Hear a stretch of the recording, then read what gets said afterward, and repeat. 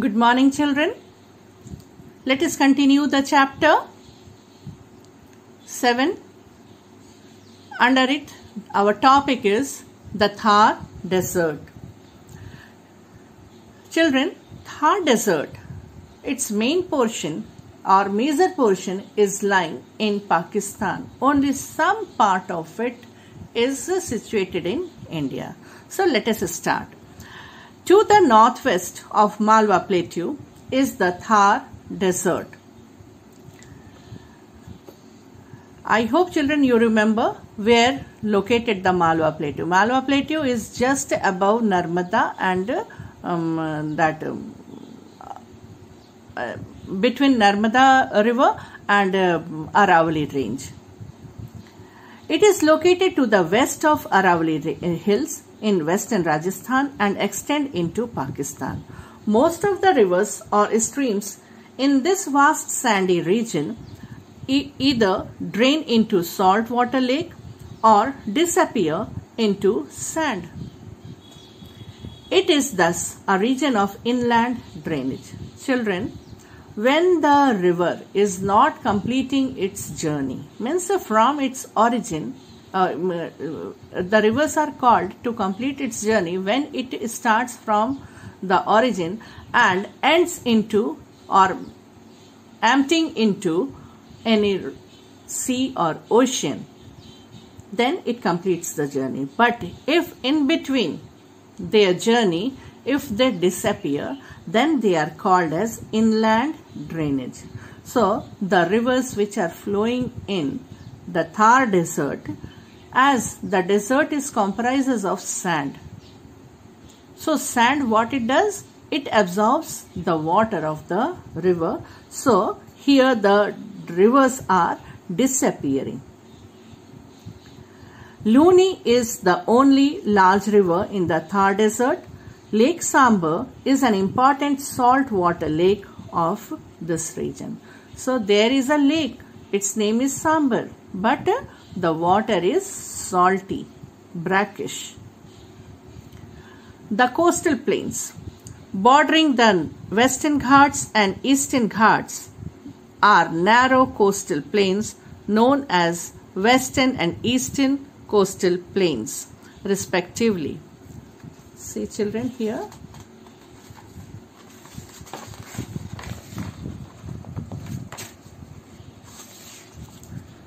Here lies the eastern coastal plain, and from Gujarat up to tip of Kanyakumari lies the western coastal plain.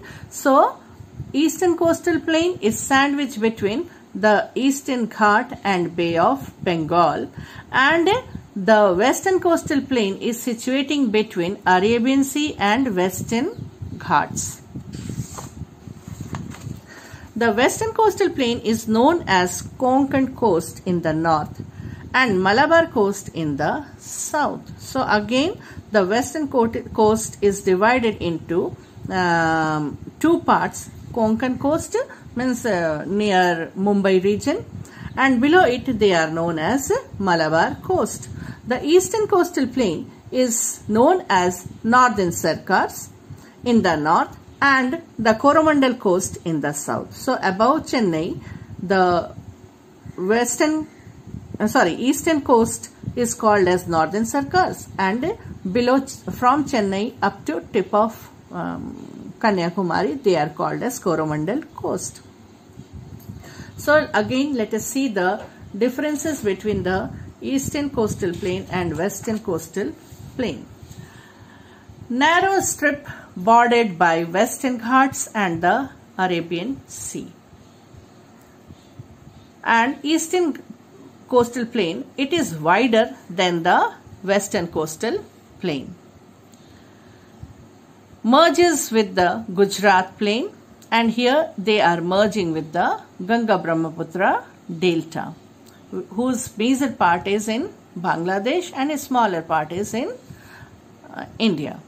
Estuaries and lagoons or backwaters, particularly in Kerala, can be found. So here in western coastal plain you will not find any delta. There you will find estuaries, means the rivers are draining into Arabian Sea without making any triangular shaped delta. They are forming a channel type structure, which are called as estuary. And lagoons are backwaters separated from the sea by sandbars. And here in the eastern coastal plain you will find large deltas made by the river Mahanadi, Godavari, Krishna and Kaveri. Next physical feature is the islands. The Lakshadweep Islands and the Andaman Nicobar Islands are two island groups of India. The Lakshadweep Islands lie in the Arabian Sea, are the group of coral islands. So in standard 6 children, you have studied in Australia chapter about coral reefs and how they are formed. The Andaman and Nicobar Islands lie in Bay of Bengal. The Andaman and Nicobar Islands lie in Bay of Bengal, separated from each other by the 10-degree channel. So between Andaman and Nicobar lies the 10-degree channel, means the name, it is also the name of a water body which is situated between Andaman and Nicobar. Here you can see children, this is Andaman part and this is Nicobar part, and the water channel between these two is called as 10-degree water channel.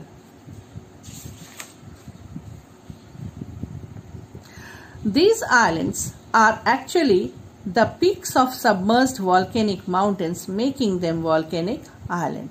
Actually children, these are the extension of Himalayas, but they are submerged under water. So they become volcanic island. Barren Island, the only active volcano in India, is located here.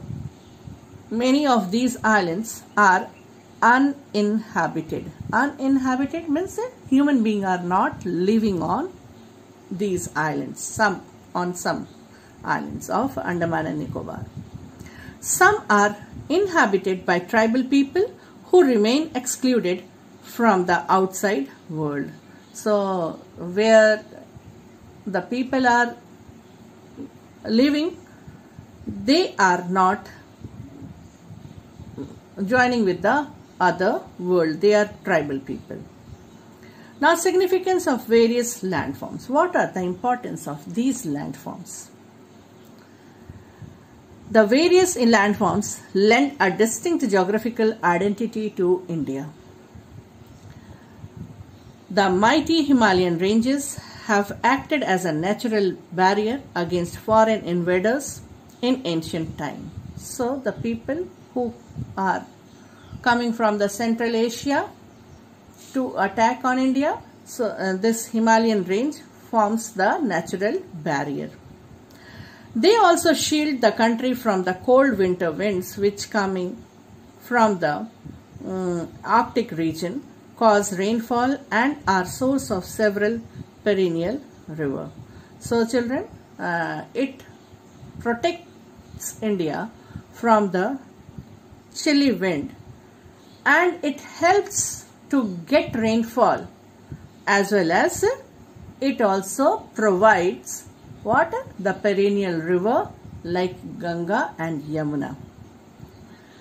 The Indo-Gangetic plain is important for agriculture and is called food bowl of India. So the northern plain is very, very important to feed the second largest population of the world. The peninsular plateau is the storehouse of minerals and an important place for generation of hydroelectricity, because the rivers are not flowing on the rocky region, so they are making so many waterfalls and rapids. So there naturally winds without making dams, the hydroelectricity can be produced. So it has its own importance.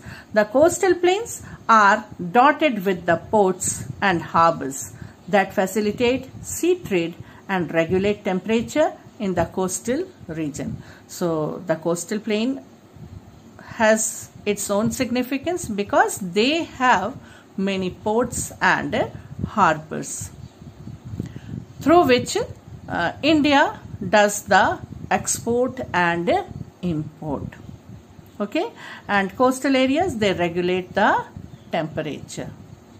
So in this way, children, we complete this chapter, and please you do the question answer of this chapter and please find out the doubt and clear it. Thank you, children. Have a nice day.